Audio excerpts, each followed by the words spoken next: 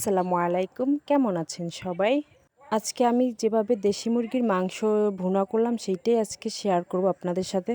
প্রথমে মাংসটা কেটে ধুয়ে পরিষ্কার করে নিয়েছি। এর মধ্যে দিয়ে দিয়েছি 2টা তেজপাতা, 3 টুকরো দারচিনি, 4টা এলাচ, পেঁয়াজ রসুন বাটা 1 চামচ, আদা বাটা 1 চামচ, হাফ চামচ জিরা বাটা, 1 চামচ হলুদ গুঁড়ো, 1 চামচ মরিচ গুঁড়ো, স্বাদ মতো লবণ, দিয়ে দিয়েছি কিছুটা তেল। মশলাগুলো মাংসের সাথে ভালোভাবে মিক্স করে নেব। মিক্স করা শেষ হলে দিয়ে দিব সামান্য পানি। এখন মাংসটা ভালোভাবে কষিয়ে নিব। অল্প মশলা দিয়ে দেশি মুরগির মাংসটা রান্না করে নিব।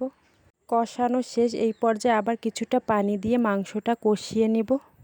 পরে তেল ওঠা পর্যন্ত মাংসটা ভালোভাবে কষাতেই থাকব। এখন দিয়ে দিব পানি।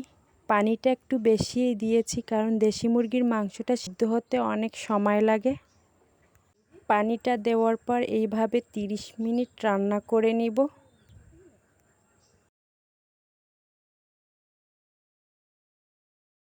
এই তো পানিটা শুকিয়ে আসছে, এখন দিয়ে দিব ভাজা জিরের গুঁড়ো।